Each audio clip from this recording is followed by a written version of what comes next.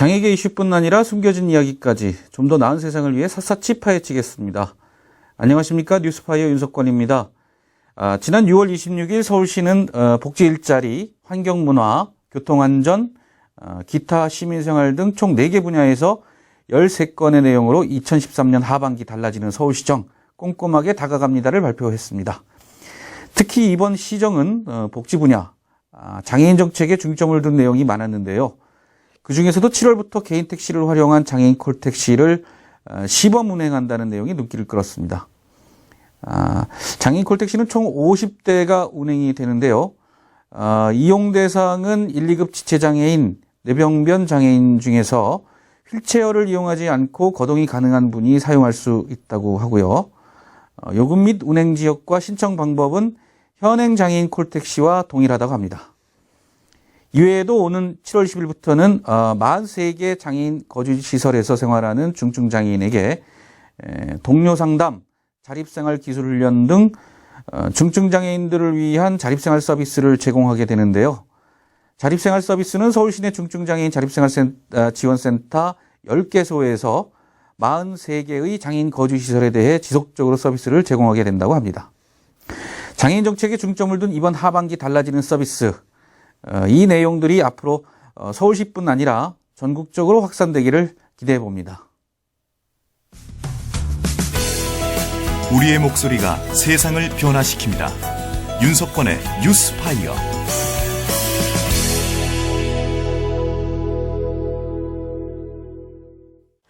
장애계의 이슈 헤드라인부터 장판의 숨은 헤드라인까지 여러분들께 낱낱이 전해드리는 장판 포커스 시간입니다. 오늘 장판 포커스는 지난 2011년 3월이죠. 민법 개정으로 도입되어 올해 7월 1일부터 시행된 성년 후견 제도에 대해서 이야기 나눠보려고 하는데요. 성년 후견 제도는 노령, 질병, 장애 등 정신적 제약으로 인해 재산이나 신상에 관한 사무 처리가 어려운 사람을 대상으로 가정법원이 후견인을 선임해 신상 보호와 재산 관리를 수행하는 제도입니다. 그런데 이 성년 후견 제도가 7월 1일부터 본격적으로 시행은 됐지만 정작 제도를 이용할 장애인 당사자 대부분이 이 제도에 대해 정확히 인지를 못하고 있다는데요. 성년 후견 제도, 과연 누구를 위한 제도이며 이 제도는 현실적인 제도로 정착할 수 있는 걸까요? 먼저 한국장애인부모회 김병학 수석 부회장을 연결해서 전화해서 이야기를 좀 들어보도록 하겠습니다. 네, 김병학 수석 부회장님, 안녕하세요. 네, 안녕하십니까. 김병학입니다. 예. 이제 오늘이 7월 3일이니까 이제 지난 1일 성년 후견 제도가 이제 시행이 됐습니다. 성년 후견 제도가 기존의 그 민법에 지금 금치산, 그다음에 한정치산을 이렇게 그 대체하는 새로운 제도, 이렇게 이제 복지부에서 홍보를 하고 있습니다. 지금 기존의 이런 제도와 다른 점은 무엇입니까? 네, 우선 기존의 행위 무능력자 제도는 일반적으로 장애의 경중에 따른 남아있는 잠정 능력이나 의사 능력 그리고 행위 능력 등을 전혀 감안치 아니하고요. 획일적인 가정법원의 심판으로 인해서 낙인화시킨 제도라고 볼 수 있습니다.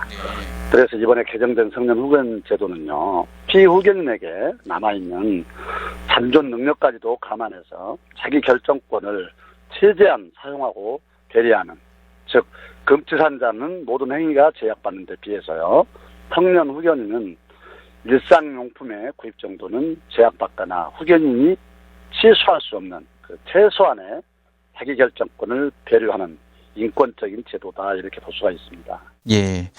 보건복지부 보도자료에 의하면 성년 후견 제도가 그 유엔 장애인 권리 협약에 따른 장애계 요구다, 뭐 이렇게 나와 있는데요. 성년 후견제를 요구한 주체가 장애인 당사자가 아닌 장애인 부모라는 이야기도 있습니다. 이 성년 후견제를 요구한 주체가 어디고 또 이 제도를 꼭 시행시켜야 한다는 주장은 어디에서부터 시작된 것인지 설명을 좀 부탁드리겠습니다. 네. 이 제도는 지난 2002년 지적장애인들이 주로 이용하는 이 복지관 부모들이 자신들의 사후 장애 자녀를 국가가 보호할 수 있는 방안을 마련해 줄 것을 요구하는 그런 내용이 담긴 서명을 용지를 가지고 장애우 권익문제연구소라든가 저희 사단법인 한국장애인 부모회를 방문해 주셔서 장애인 부모회는 부모들의 요망사항에 부응하는 그런 정책을 마련하게 됐습니다. 그래서 저희가 이 법안을 국가에 청원해 줄 것을 요구했고요. 부모님들의 요구는 크게 발달장애, 현재 발달장애라면 지적장애나 자폐성장애를 얘기합니다. 발달장애를 가진 자녀의 재산관리와 신변상의 문제로 요약되는 내용인데요.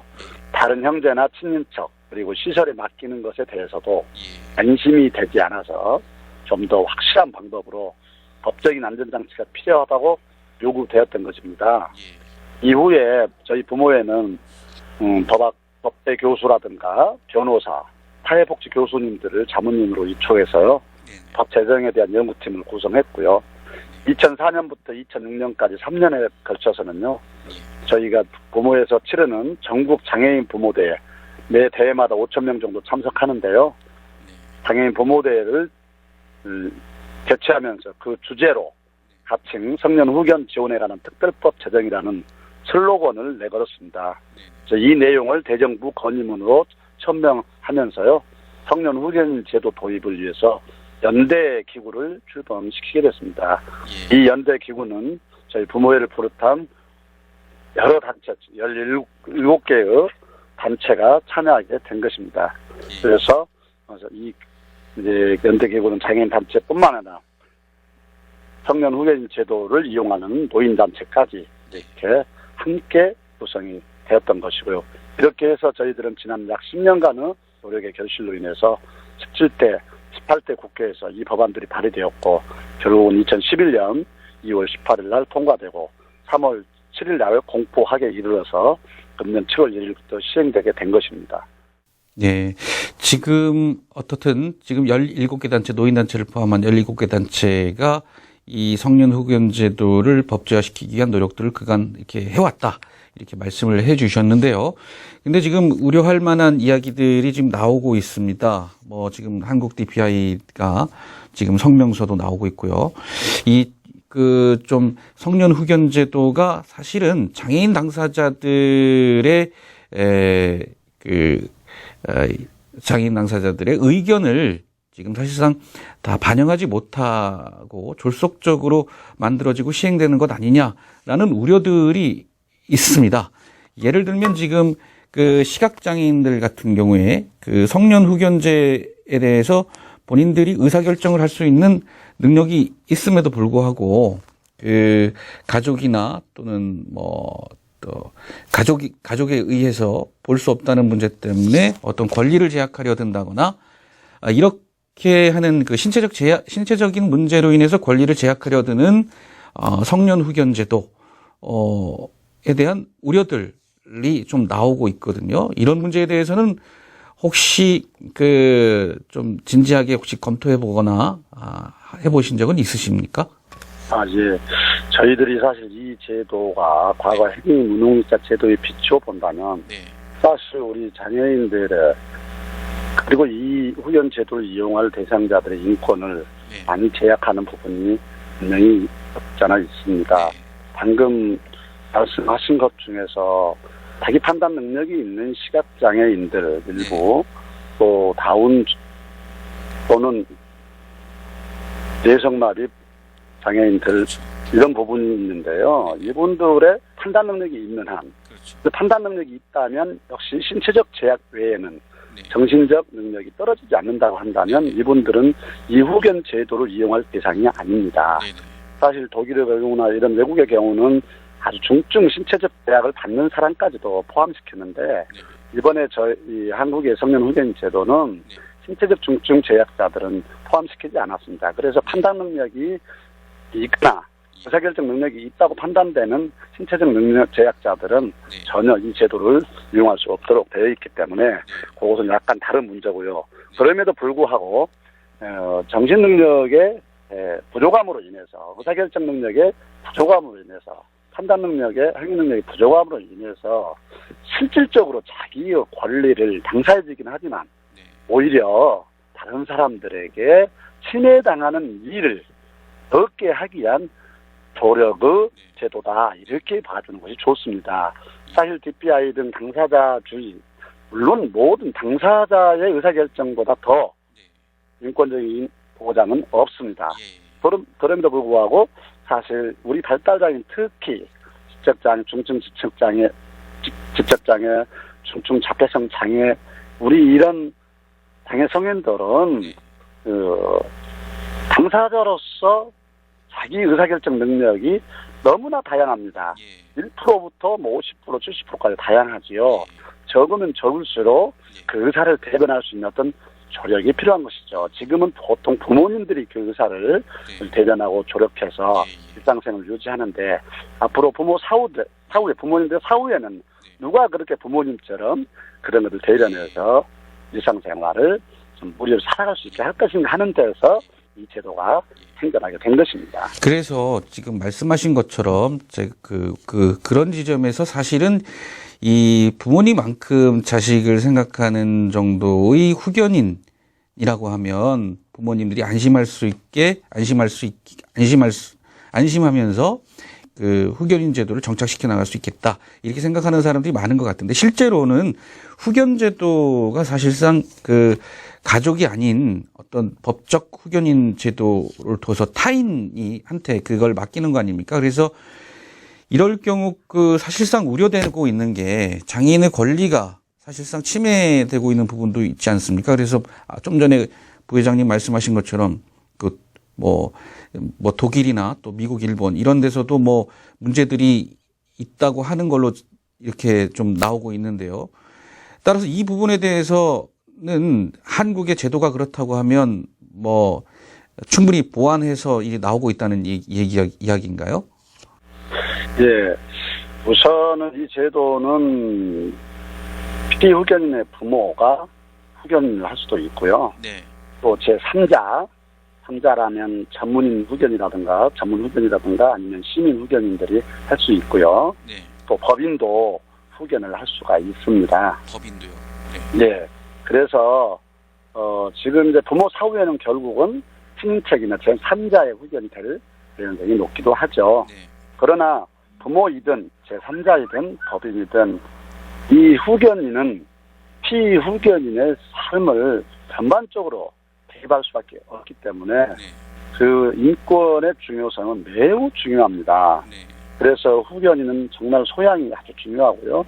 그래서 이 제도는 후견인이 권한을 남용하거나 또 자기의 임무를 해태하거나 방기하는 등의 인권 침해를 어떤 방법으로든 다양한 방법을 통해서 관리 감독하게 하려는 계획을 지금 법원이라든가 보건복지부에서 세우고 있습니다. 그럼에도 불구하고 보지 않는 피후견인의 권리나 인권 침해는 충분히 예견되고요. 인정될 수 있을 것입니다. 결국은 이제 심판을 할 때 판사가 후견인 선임을 어떤 분을 할 것인가 하는 것이 매우 중요하고요. 또 후견인을 후견 사업을 하고 후견인을 교육하는 기관에서는 정말 보다 높은 인권교육, 높은 도덕성과 윤리성이 함양되는 등의 다양한 노력들이 요구되고 있습니다. 뿐만 아니라 이 후견 사업을 하는 보건복지부 또는 일반 기관들에서는 사실 이 후견인을 할 수 있는 다양한 어떤 기준을 마련해서 그렇게 운영을 할 것이다. 또 그렇게 촉구하고 있습니다. 이를테면 요즘 사회 문제되는 성폭력 전과자가 복권돼도 이 후견인을 할 수 있느냐 이런 것들은 여러 가지 운영 묘에서 아마 걸러내게 될 것이다. 이렇게 생각하고요. 특별히 저희들이 많이 얘기하고 있는 가운데 친족 후견은 더 오히려 장애인의 인권을 침해하는 경향이 있거든요. 이런 거에 대해서는 오히려 더 후견 감독인을 의무화했으면 좋겠다. 이런 의견을 내고 있습니다. 사실 후견 감독인은 의무화가 아니거든요. 그래서 이미 후견 감독인이 꼭 필요하지만 일반 법정 후견인 성년이나 한정 후견인은 이미 후견 감독인이 의무사항이 아니어서 이런 부분은 오히려 후견 감독인을 더 투입해서 당사자들의 인권이 침해되지 않도록 노력해야 된다. 이런 얘기를 저희들이 하고 있습니다. 방금 말씀하신 중에 지금 성년 후견 제도가 좀 지금 한정 후견 또 이미 성년 후견, 이미 후견 이렇게 말씀하셨잖아요. 예. 그렇게 좀 기존의 지금 금치산 제도하고 한정치산 제도가 또 획일적인 제도였다고 하면 지금 성년 후견 제도가 그렇게 뭔가 좀 본인들의 그 의사결정을 존중하는 차원에서 이렇게 좀 나눠진 걸로 이렇게 알고 있거든요. 그 부분을 좀 잠깐 좀 설명을 해 주시겠어요? 네, 그러시죠. 후견에는 총 4유형이 있습니다만은 법정 후견과 임의 후견이 있습니다. 법정 후견에는 성년 후견, 한정 후견, 특정 후견 이 3유형이 있는데요. 처음에 성년 후견이라고 하는 것은 과거 금치산자와 별반 다를 건 없습니다. 그러나 금치산자는 후견인의 권한이 무조건 취소권을 가지고 있었어요. 법률 대리권과. 그래서 어떤 행위도 피후견인은 그 권한이 없었습니다. 다만 지금 만들어진 성년 후견인은 일상생활용품 정도의 구입이라든가 또 특별히 법원의 판사가 제한하지 않는 행위에 대해서는 후견인이 취소할 수 없는 그런 제도입니다. 그럼에도 불구하고 저희는 과거 금치산자와 크게 다르지 않기 때문에 성년 후견인 판정은 지양하여야 한다라고 계속 주장하고 있고요. 다음에 이제 한정 후견인은 옛날로 말하면 한정치산이 사실 상당히 다릅니다. 과거에는 재산만을 후견했지만 지금은 신상 후견을 하면서 피한정 후견인은 원칙적으로 피후견인에게 모든 행위의 주체 권리가 주어집니다. 그럼에도 불구하고 어떤 사안, 피후견인에게, 피한정 후견에게 절대적으로 부족한 사안, 이를테면 금전관리라든가 어느 일정의 그 이상의 금전관리에 대해서만 한정 후견인이 그거를 대리권을 갖거나 또는 동의 유보권을 갖기도 합니다. 이를테면 이제 성인이 되니까 통장도 그렇고 동사무소 인감도 그렇고 그럴 때는 이제 부모가 마음대로 뗄 수가 없잖아요.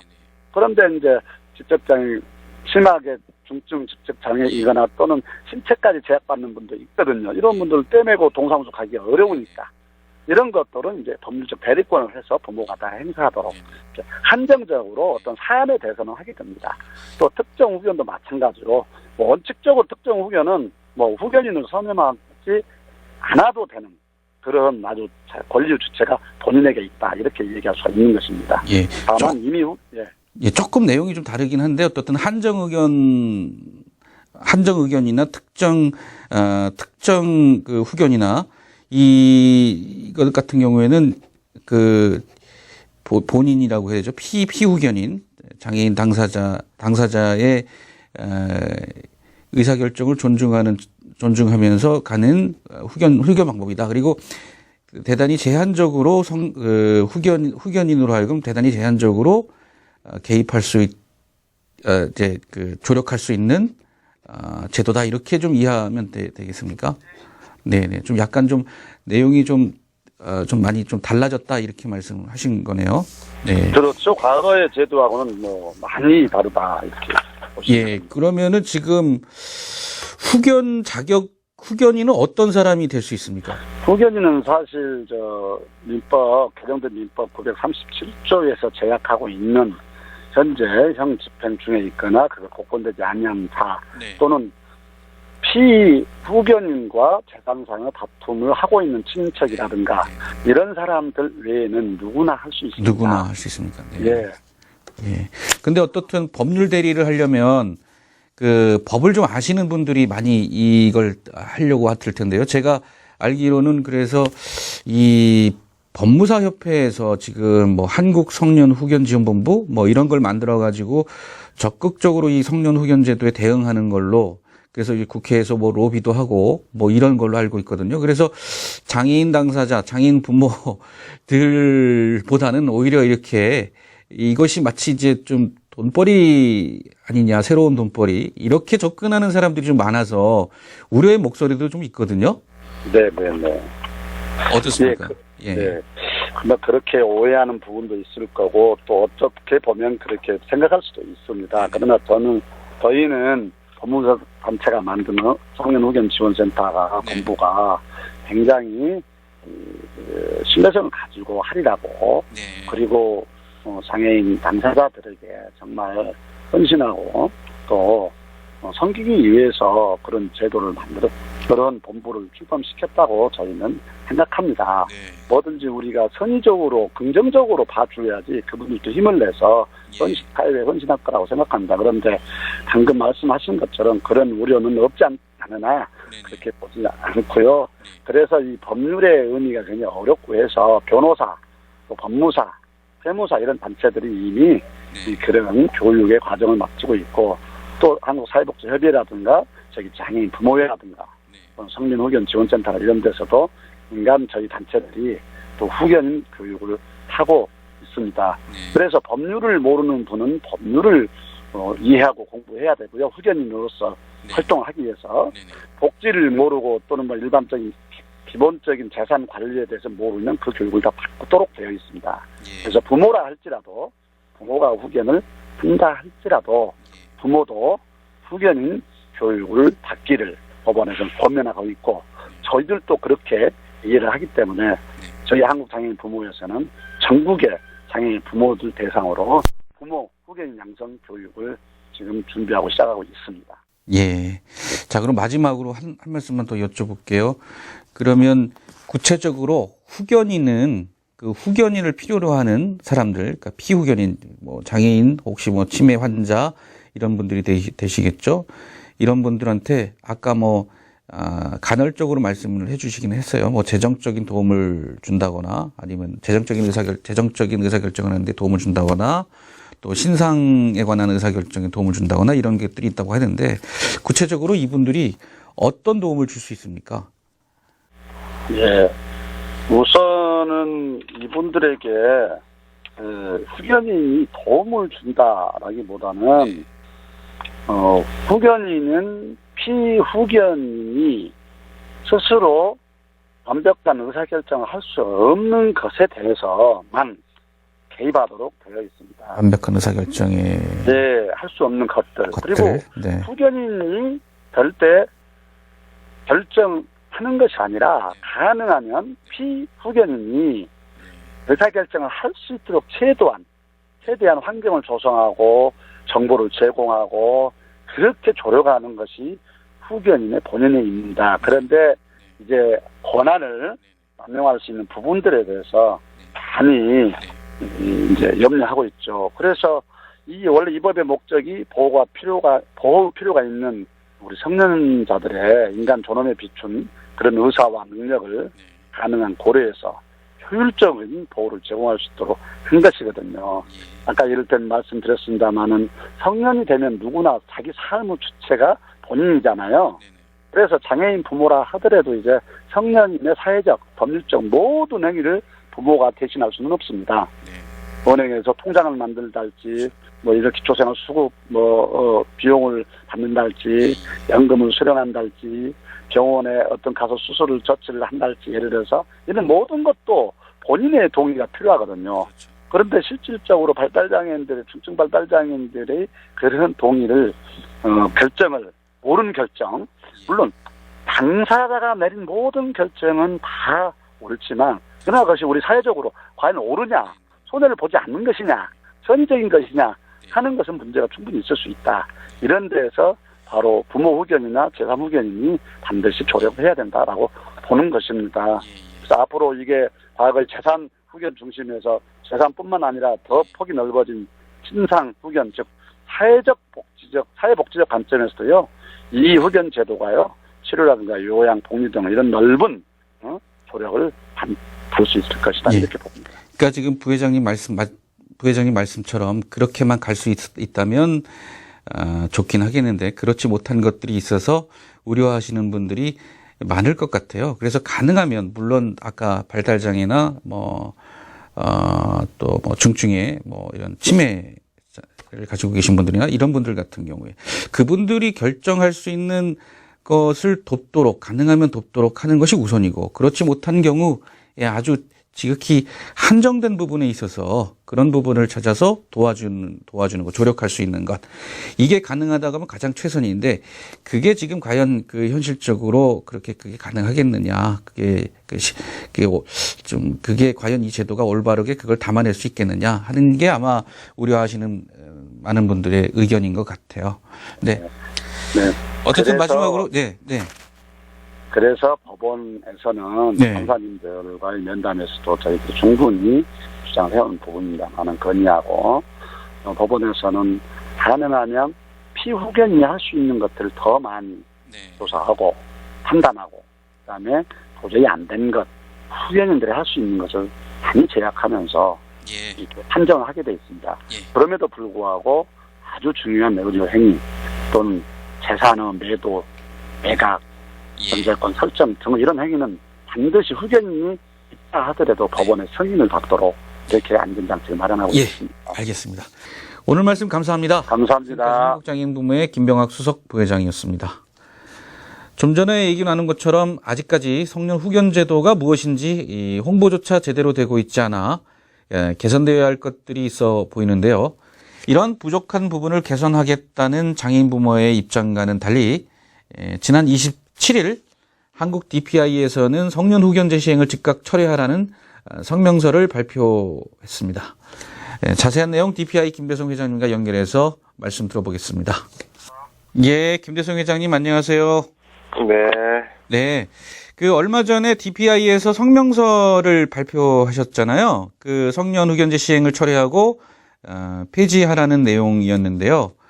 7월 1일이죠. 이제 오늘 7월 3일이니까 이틀 됐는데 7월 1일 시행된 성년 후견제도의 가장 큰 문제점은 무엇이라고 보십니까? 성년 후견제요. 예. 현재까지 우리가 장애인 권리 협약에서 법과 앞에 평등이라는 제12조 항이 있습니다. 거기에 의해서 이제 성년 후견제를 지금 우리나라 민법이 개정돼서 지금 만들었다고 하는데, 지금 무엇보다도 이제 성년 후견에 대한 범위가 매우 넓다라는 것이에요. 그러니까 현재 성년 후견이 결정되고 이제 후견인이 지정된 장애인은 이제 일용품의 구입 등 일상생활에 필요하고 그 대가가 과도하지 아니한 법률 행위만 제외하고는 기타 재산을 매매하거나 시설을 이용하는 등 모든 법적 계약을 체결하는 데 있어서 자신이 할 수 없게 됩니다. 그래서 뿐만 아니라 이제 성년 후견을 이제 받은 이제 우리가 피후견이라 얘기하죠. 받은 장애인은 이제 부모나 후견인의 동의를 받아야만 약혼할 수 있고요. 이게 이제 민법 제 802조가 이렇게 되고요. 또 약혼을 한 후에도 후견인이나 부모의 이제 약혼을 파기하려면 후견인의 동의가 있어야 또 약혼을 파기할 수 있거든요. 804조에 또 후견인의 동의를 받아야 되고 또 혼인을 또 이제 취소하는 경우도 그렇고요. 또 이혼을 하더라도 이 후견인의 동의를 받아야만 돼 있고요. 또 자식을 낳아도 자식에 대해서 자신의 자식으로 입적하는 것도 후견이 동의가 있어야지만 됩니다. 이게 민법 856항이에요. 그러니까 자기 자식조차도 안 되는 거죠. 후견인의 동의가 있어야지만 되고요. 또 입양하는 것도 후견인의 동의가 있어야 됩니다. 이게 민법 873조고요. 또 재산관리뿐만 아니라 입원, 태양, 또 퇴원, 요양 이러한 입소나 거주 이전 등도 후견인의 동의가 있어야지만 되고 수술을 하더라도 당사자가 수술 받고 싶다 하더라도 후견인의 동의가 있어야지만 수술이 돼요.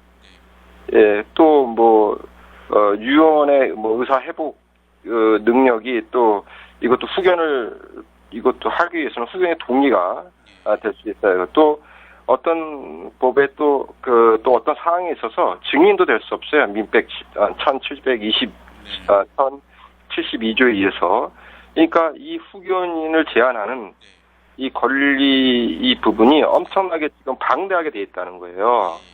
그렇기 때문에 이 부분이 한번 후견이 결정되면 이 법적인 모든 부분, 그러니까 이 법적인 행위라는 부분을 우리가 어디까지인지를 좀 막연하게 생각할 수 있는데, 제가 말씀드렸듯이 모든 부분에 다 해당되기 때문에 이 거리가 너무 낮다 이렇게 돼 있고요.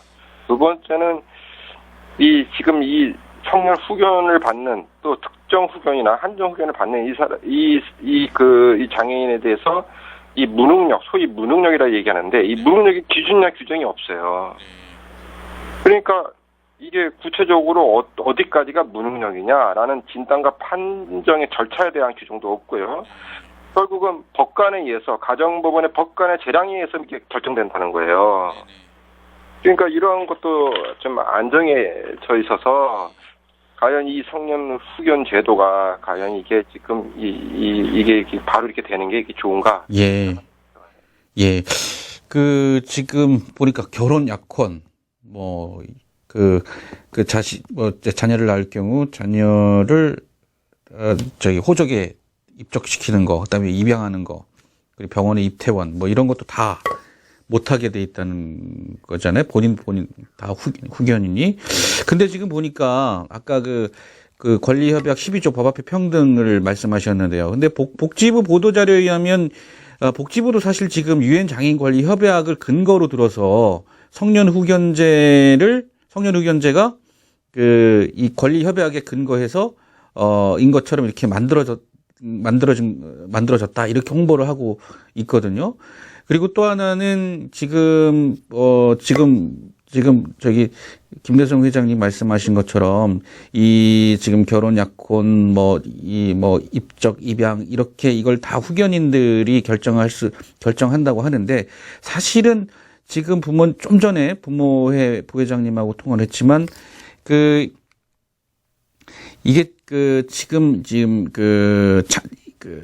이 후견인을 둘 수밖에 없는 장애인을 이렇게 특정지었다. 이렇게 설명을 하고 계세요. 그래서 지금 획일적으로 장애인을 이전에 이제 민법에서 다루고 있는 금치사나 한정치산 제도가 획일적으로 담아내고 있는 것을 대체하는 제도다. 이렇게 설명하면서 지금 이 자기결정권, 장애인들의 피후견인에게 남아있는 잔존 능력까지 감안해서 자기결정권을 사용할 수 있도록 배려하는 제도다. 이렇게 하고 있어요. 최소한의 자기결정권을 배려하는 제도다. 그리고 또 하나는 이제 정신적 제약이 있는 장애인들에 한해서 이렇게 설명을 하고 있거든요. 그래서 요건 좀 다른 내용인 것 같은데 요건 좀 어떻게 생각하세요? 그렇지가 않죠. 이게 정신적 장애인, 발달 장애인이나 정신 장애인에 지금 해당된다고 얘기하는데 아까쯤에도 말씀드린 대로 이 정신적 장애인, 그러니까 내적인, 그러니까 뇌기능 장애라고 봐야 되는 거죠. 이게 정신적 장애라는 게 발달 장애나 정신 장애 등에 이렇게 얘기하는 건데 사실 이게 이제 굉장히 좀 위험할 수가 있습니다. 그러니까 뇌기능 장애 쪽을 보자면 그 범위가 이것도 어디까지 좀 해당될지도 모르고요. 물론 이제 치매나 이런 것도 다 포함되겠지만 어쨌든 장애인 권리 협약을 좀 비유를 했는데 그거는 잘못 해석한 거예요. 예, 지금 국가인권위원회나 지금 정부나 또 이렇게 법조인들, 학자들 이렇게 얘기하고 있는데 이 장애인 권리협약 제12조 법 앞에 평등이라는 조항을 만들 때 많은 얘기들이 나왔었어요. 거기에 나왔을 때 법 앞에 평등을 인정하자라는 이 조항을 왜 만들었냐면 장애인이 법 앞에서 평등받지 못하기 때문에 만든 조항이란 말이에요.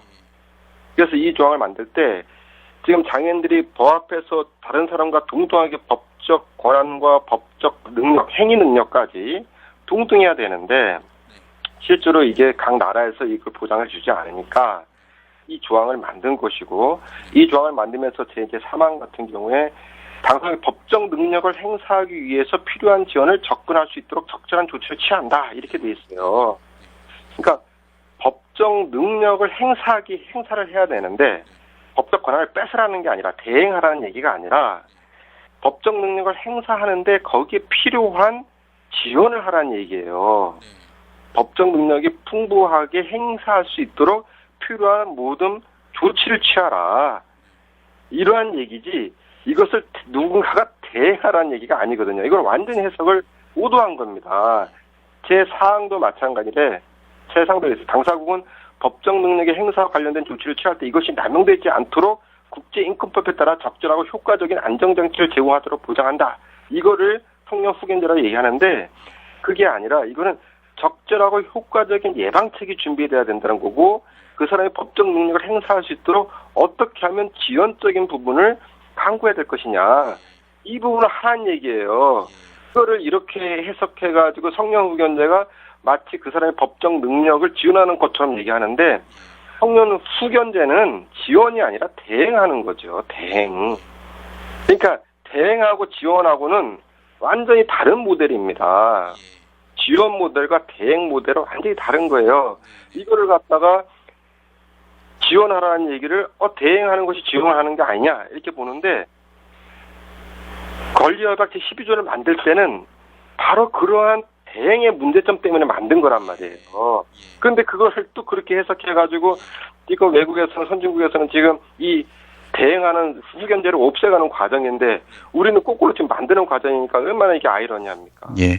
지금 좀 전에 앞서서 부모회의 그 김병학 수석 부회장하고 통화를 했는데 사실 내용상으로 지금 그 김대성 회장님하고 통화한 내용하고 사실 별반 모르겠습니다. 좀 뭐 큰 틀에서 차이가 날지는 모르겠지만 제가 들어본 바로는 뭐 차이가 있겠지만 지금 방금 말씀하신 것처럼 법적인 능력을 조력하는 것으로 이렇게 좀 해석하고 계시더라고요. 그 부회장님 같은 경우에는. 그러니까 대행한다는 개념보다는 그 측면에서 놓고 보면은 그 비슷한 것 같은데 다만 지금 그걸 담고 있는 민법, 현행 민법이 지금 그렇지 못하다. 이렇게 얘기하시는 것 같거든요. 그러니까 이게 이제 아까 지금 얘기한 대로 조력하는 거하고 대행하는 거하고는 완전히 다른 얘기입니다. 그러니까 법적 권한이 장애인이라 하더라도 법적 권한을 그러니까 자기가 법적인 권한을 행사할 수 없는 거하고 법적 권한을 행사하는 거는 이거는 완전 180도 다른 거예요. 지금 법적 권한을 법적인 어떤 행위 능력을 갖다가 대행한다는 것은 내가 하는 게 아니라 후견인이 다 하는 거예요. 그리고 조력한다는 것은 법적 권한 저한테 있습니다. 장애인한테 있는 거고 그 장애인이 약간의 어설프고 잘 못하는 부분들을 지원해 주는 거니까 예를 들어 통장을 하나 만들더라도 후견인이 만든 게 아니라 내 거라는 거죠. 내 거고 그 통장이 잘 쓸 수 있도록 조력하는 것이지 지금 여기에는요 통장이 제게 안 됩니다. 재산권을 행사할 수가 없어요.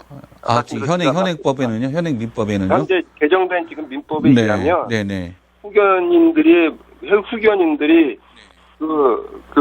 이 동의를 얻지 않으면 아무것도 이거는 할 수가 없어요. 그래서 외국에서 나타나는 문제점들이 이 후견인들이 그 재산을 갈취한다던가나 이런 일이 지금 비일비재하게 벌어지고 있는 거거든요. 그래서 이것이 본인의 동의 없어도 후견인이 자기가 사인하면 끝나는 거니까. 그러니까 이 양심 있는 후견인이라는 게 이게 지금 말로는 양심 있는 후견인들을 잘 관리를 하면 되지 않느냐 얘기하지만 이 후견 제도가 이제 좀 오래되고 이제 이렇게 가다 보니까 외국에서 발생하는 문제들이 이 후견인들이 오히려 그 재산을 갈취하기 위해서 거기에 그 후견을 맡겼던 사람들에 대해서 얼마나 그 영화로도 많이 나오지 않습니까? 외국에서 사건이 계속 벌어지고 있는 게 그런 거거든요. 후견이 다 할 수가 있어요. 그리고 이 사람은 어디다 딱 가다 놔도 아무 그걸 할 수가 없는 거죠. 다 보내버려도 되는 거고. 네네. 네. 예, 그러면 지금 우려하시는 것처럼 지금 우리 성년 후견 제도에도 동일하게 이런 일들이 일어날 수 있다는 지금 점을 짚어주신 것 같은데요. 어떻든 그렇다면 DPI에서는 지금 성년 후견 제도 폐지를 지금 촉구하고 있는데 좋습니다. 만약에 폐지가 된다. 그렇다면은 이를 대체할 다른 제도나 대안 이런 게 혹시 있습니까? 아니면 민법 개정 자체를 그러니까 그 성년 후견제를 심지어는 민법에 지금 성년 후견제도를 두는 것조차도 지금 반대하시는 분들이 계시거든요. 이걸 이 민법에다가 이거를 차라리 넣지 안 했던 게 옳았던 것 아니냐 이런 이렇게 얘기하시는 분들도 있고, 근데 이왕 들어갔으니 개정을 하자 이렇게 하는 의견도 있을 것 같아요. 어떻습니까? 좀 뭐 답답한데요. 2003년도에 이렇게 유엔 총회에서 유엔 사무총장이 뭐라고 보고서를 냈냐면, 성년 후견인 제도가 때때로 부적절하게 활용되어서 아무런 절차적 보호도 없이 발달장애 혹은 정신장애가 있는 사람에 의해서 법적 능력을 박탈하고 있다 라고 지적한 바가 있어요. 이미 유엔에서도 이 문제가 지금 심각하다고 지금 있는 거거든요. 그러니까 성년 후견제를 많이 하는 나라에서 벌써 이런 문제가 지금 나타나고 있는 거예요. 그러니까 한번 후견인을 지정돼 버리면 그 사람이 다시 복귀할 수도 없고요. 자기의 그거가 이러한 이제 부분 때문에 이러한 이제 지적을 해서 많은 나라에서 이제 이 후견인의 이 부적정한 활용을 이걸 어떻게 방지할 것이냐 이거 가지고 이제 많은 지금 얘기들을 많이 하고 있거든요. 그러면 지금 이제 우리나라의 이 성년 후견제 제도는 이 오남용이 지금 될 가능성이 지금 매우 높다. 제가 아까쯤에도 소개에도 말씀드렸듯이 지금 이 무능력에 대한 기준이나 규정이 없고 이 판단이 이 가정법원의 판사 재량에 따라서 성년 후견이 될지 한정 후견이 될지 이게 다 결정돼 버린단 말이에요. 그 그러니까 그거를 가정법원에서 결정하는 겁니까? 이걸 한정 의견으로 할지 특정 의견으로 할지 성년 의견으로 할지. 그 법원의 그 판사가 하는데 물론 이제 판사님들의 그 어떤 존경받고 어떤 법적인 어떤 재량권이라든지 이런 부분들에 있어서는 있지만 이것이 이제 어떠한 개인의 어떻게 모든 이 법적 권한을 뺏는다는 것은 법적 권한이 없어진다는 것은요, 정말 상상할 수 없는 상황이 되는 겁니다. 그러니까 그 사람의 자존감이라든지, 그러니까 하다못해 선거라든지, 뭐 아무것도 할 수, 은행에서 통장 하나도 만들 수 없는 상황이 벌어지는 거니까. 심지어 그거조차도 자기가 결정하는 게 아니라 법원의 가정법원에 의해서 그거를 판단을 내린다는 거죠. 네. 이 성년 후견제, 이 오남용이 많고 이 후견제도가 이제 받아지게 되면 이제 근본적으로 이게 굉장히 많은 이제 문제가 지금 이제 발생할 거다라고 예상을 되는 거거든요. 그래서 지금 이제 성년 후견제도가 이제 있고 이게 그러한 장애인을 뭔가 좀 해주기 위해서 후견제도가 좋은 것이다 얘기하는데 꼭 후견제도여야 되느냐, 다른 건 없느냐. 이게 이제 신상 감옥까지 장기적으로 이게 돼버린단 말이에요. 이게 후견이 한번 정해지면. 이게 엄청난 부분인데, 이렇게 쉽게 결정되고 이렇게 가는 부분들이, 이게 나중에는 이게 장애인에 대해서 이 자기결정권과 자기 선택권을 할 수 없는, 그리고 그렇게 성년 후견제가 좋은 거라면요. 본인도 다 하시면 돼요, 아무나. 이제 한번 해보시라고 보세요. 하다못해 지금 우리 그 사회자님 같은 경우도 아니 지금 은행 가서 하다못해 뭐 하나 살 수도 없어요. 뭐 이런 일이 발생할 텐데 그것이 그렇게 좋은 제도인지 정말 그거는 다시 한번 우리가 궁금하게 생각해 봐야 되고요. 예.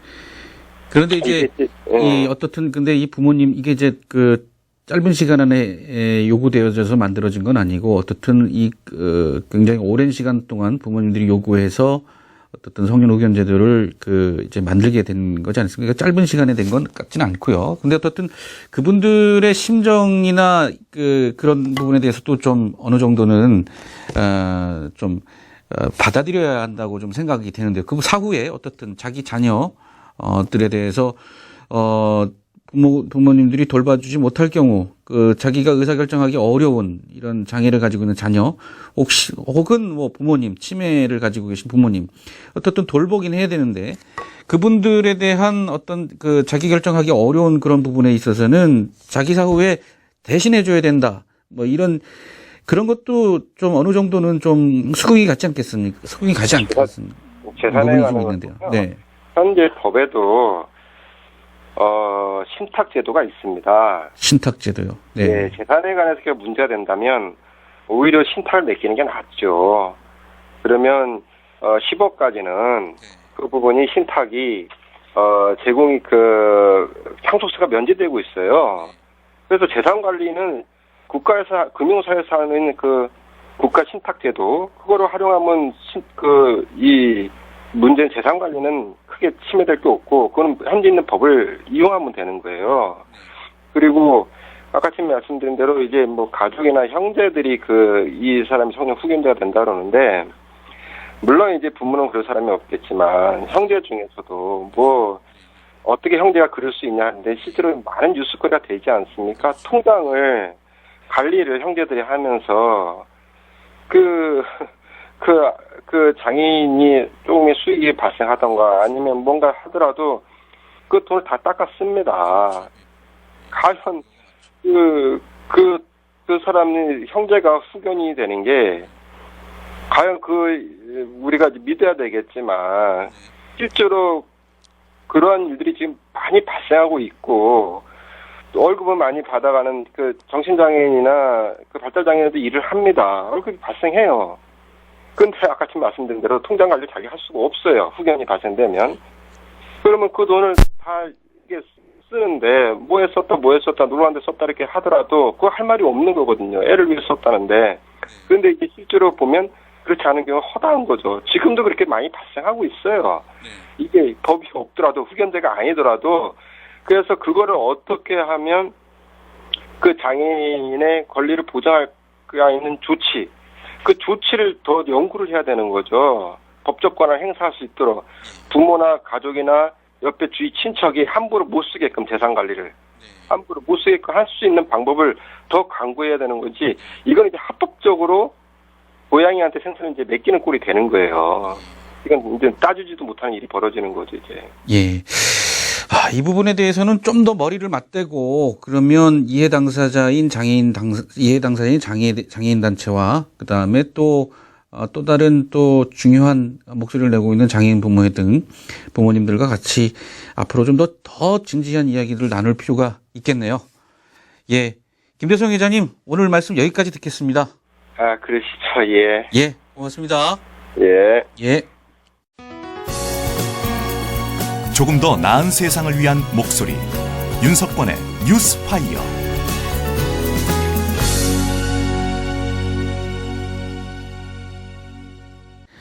두 바퀴로 전국을 다니며 장애인과 비장애인에게 즐거운 여행지를 소개합니다.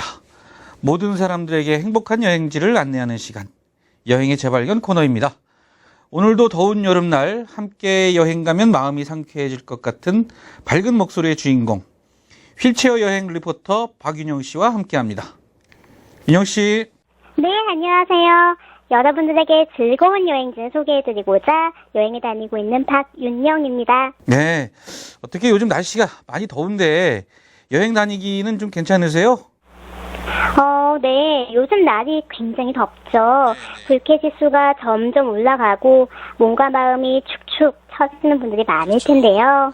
네. 그래서 이번 여행지는 지친 몸과 마음에 힐링이 되는 여행지 강원도 원주로 떠나보려고 합니다. 강원도 원주. 원주 하면 뭐 주로 이제 치악산, 백운산 이런 명산 명산 이런 게 먼저 떠오르거든요. 네, 그렇죠. 근데 강원도 원주가 알고 보면요, 이색 테마가 있는 여행지입니다. 이색 여행지. 예, 이색 여행 기대가 되는데 그럼 첫 번째 소개해 주실 여행지 어디입니까? 네, 코끝에 맴도는 허브향으로 몸과 마음이 쉴 수 있는 곳, 원주시 무실동 강릉 원주대학교 건너편에 위치한 허브팜입니다. 국장님, 허브 좋아하시나요? 그럼요. 제가 은근히 섬세한 남자라서 허브, 네. 꽃 이런 거 좋아합니다. 제가 우리 사무실에 와보셔서 아시겠지만 제가 이 나뭇잎틀을 제가 이렇게 이 나뭇잎을 이렇게 틔운 사람이에요. 네. 재주가 있는 사람입니다. 거기 제가. 사무실에 있는 화분들 네. 다 가꾸시고요. 네. 어쩐지 어울리는. 제가 다 갖고 왔습니다. 정말요? 네. 저도 이렇게 집에서 허브도 키우기도 하고요. 그래요? 왜냐면 허브를 참 좋아해요. 네. 네, 이곳은 6,000평의 대지에 천여 종의 식물들이 자라고 있어서 여행하는 내내 아름다운 자연의 소중함과 밝은 생명의 기운을 느낄 수가 있었습니다. 예. 네, 원주 허브팜은 여름이긴 하지만 곳곳에 마련된 쉼터와 자작나무, 벚나무가 되어주는 시원한 나무 그늘도 있고요. 예. 벚꽃, 수련, 연꽃 등 한여름에 피는 꽃들이 있어서 산책하기도 좋아요. 이제 대부분의 길들이 평탄한 흙길과 나무 데크로 이어져 있어서 휠체어로도 즐기실 수가 있습니다. 네, 그 이야기를 듣다 보니까 이 은은한 허브 향이 느껴지는 것 같은데요. 허브가 이 눈으로 보기도 즐겁지만 또 먹기도 하잖아요. 맞아요. 허브 맛을 느낄 수도 있었습니까? 네, 당연하죠. 허브팜에는 100여 종이 넘는 허브가 쓰임새에 따라서 이제 구분되어 심어져 있었는데요. 뭐 허브차, 음식, 약용으로도 쓰이더라고요. 저는 이제 따뜻한 허브 족욕을 즐기면서 시원하고 이제 상큼한 허브차를 마셨는데요. 촬영 당시에는 이제 활동을 하면 살짝 땀이 날 정도의 날씨였는데도 족욕을 하고 나니까 어찌나 시원하던지요. 왜 사람들이 사우나하고 나서 이제 시원하다라고 하잖아요. 네네, 그렇죠. 그 말씀 이제야 알겠더라고요. 네. 예. 게다가 족욕에 쓰이는 물은 각종 허브를 우려낸 것이라서 족욕하는 내내 이제 허브 향이 느껴져서 기분이 너무 좋았습니다.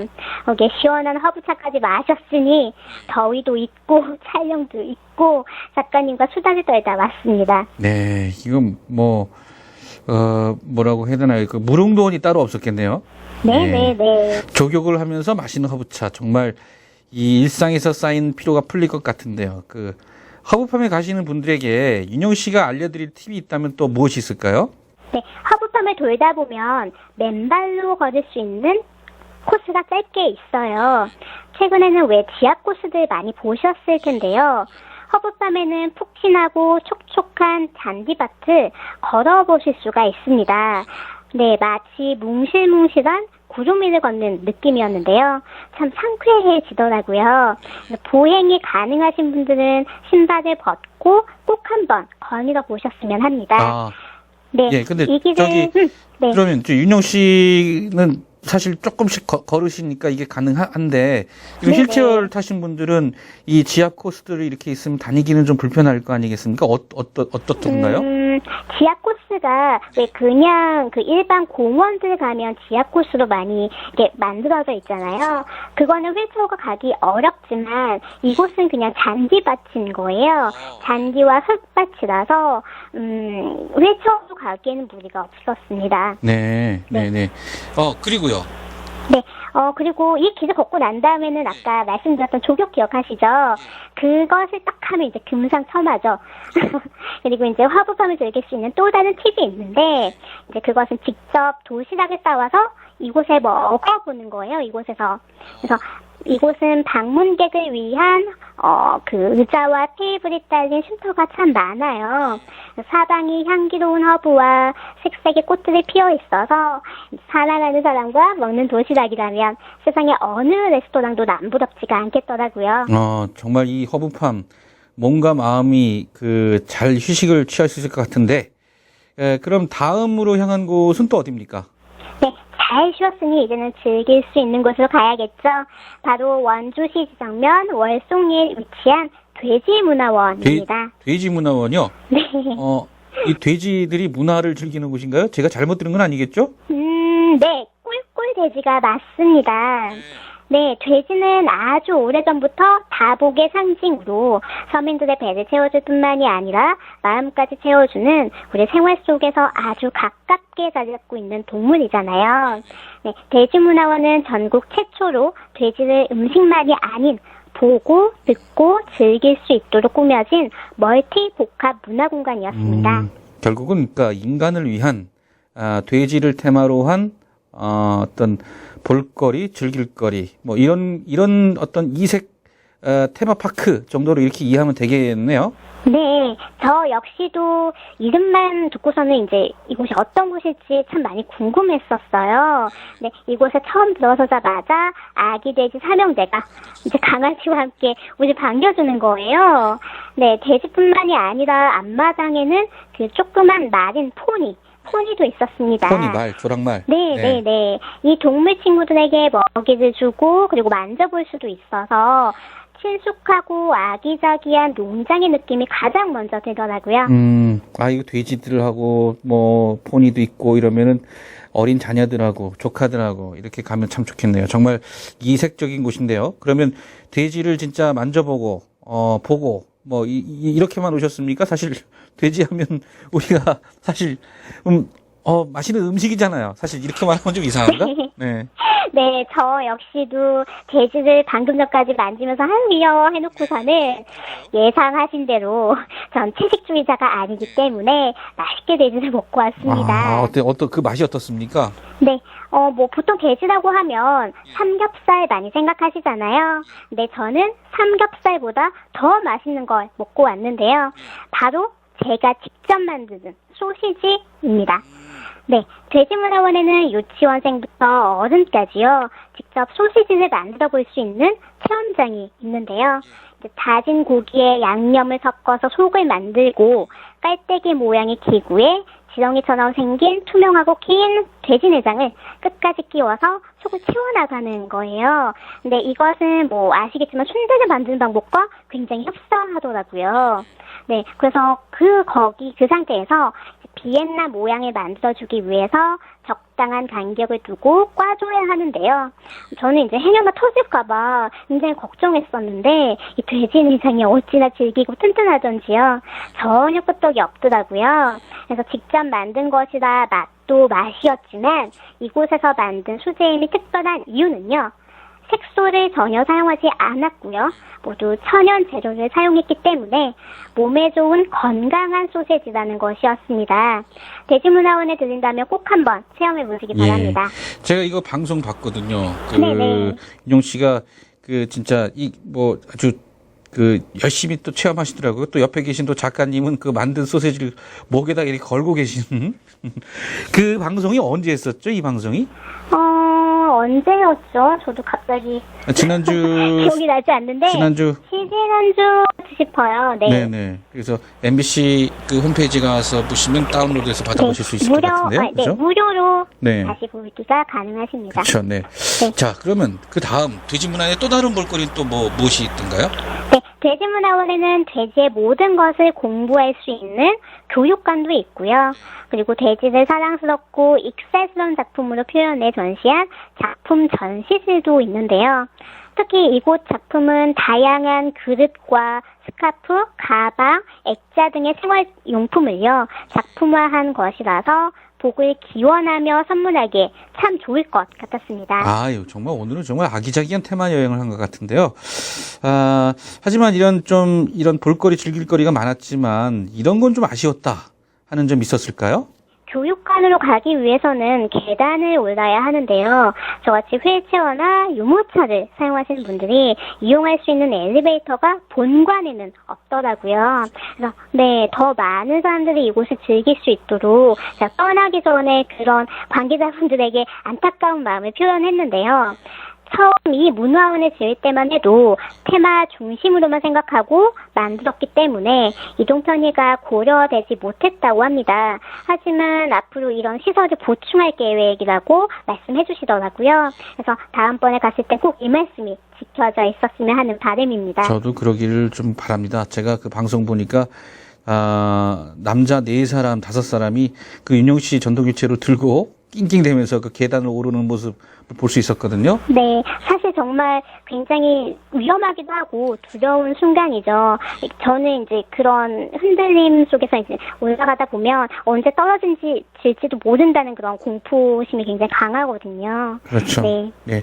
자, 그러면 아예 말 나온 김에 이 원주에 있는 돼지문화원 이동약자를 고려한 편의 부분을 좀 더 신경 써야 된다, 이런 말씀이 있었는데요. 그렇다면 돼지문화원이 이번 여행지의 그 워스트가 되나요? 인영 씨? 이번 강원도 원주 여행지의 베스트 장소하고 워스트 장소를 한번 이제 좀 꼽아봐 주시죠. 네, 여행지의 베스트와 워스트, 한편으로 마음이 좀 씁쓸해지는 순서이기도 한데요. 정말 속 시원하게 여러분 여기 정말 정말 좋습니다 라고 추천해드리고 싶은 완벽한 여행지는 안타깝게도 드물기 때문이에요. 어느 한 부분이 좋다고 생각되어지면 또 어느 한 부분은 미처 이동약자를 고려하지 못한 아쉬운 분들이 있어서인데요. 그래서 이번 강원도 원주편의 베스트와 워스트는 조금씩 나눠서 말씀드리려고 합니다. 먼저 허브팜의 베스트는요, 조교입니다. 조교. 아까 그 조교하면서 마시는 그 한 잔의 허브티. 아, 왠지 그럴 것 같았어요. 뭐 방송 보니까 표정이 정말 행복해 보이더라고요. 아, 정말 보였나요? 사실 조교실을 향하는 곳이 턱이라서 이제 휠체어 접근은 사실 어렵습니다. 그래서 저 역시도 안겨서 이동을 해야 했는데요. 하지만 이러한 시도가 전혀 고생이라고 생각되지 않을 정도로 조교의 만족도가 높았습니다. 때문에 이제 휠체어에서 내려오기 힘든 장애인분들은요, 조교실 입구에 휠체어를 세워둘 충분한 공간이 있으니까요. 조교물만 따로 부탁을 해서 들어가지 않고 그 자리에서 조교를 즐겨보셨으면 좋겠습니다. 아, 역시 완벽한 베스트는 아니어서 아쉽네요. 아, 이곳은 누구나 가도 편안하게 여행을 즐길 수 있는 곳이라고 저희가 자신 있게 소개해드릴 수 있는 곳이 있으면 좋을 텐데요. 자, 그렇다면 돼지문화원의 베스트는 어디인가요? 네네. 다음으로 돼지문화원의 베스트를 소개해드릴게요. 바로 돼지마켓인데요. 네, 이름도 재미있죠. 돼지문화원의 본관, 바로 옆에 위치하고 있는데요. 이곳에서는 신선하고 맛있기로 유명한 치악산 금돈을 판매하고 있습니다. 네, 마켓은 휠체어에 접근이 가능하고요. 그리고 추가 비용만 지불하면 집까지 신선하게 가져갈 수 있도록 아이스박스 포장도 해주고요. 그리고 전국으로 택배로 보내주고 있기 때문에 저도 촬영이 끝나고 고향 부모님께 택배를 보내드렸거든요. 일단 부모님 어찌나 좋아하시던지요. 예.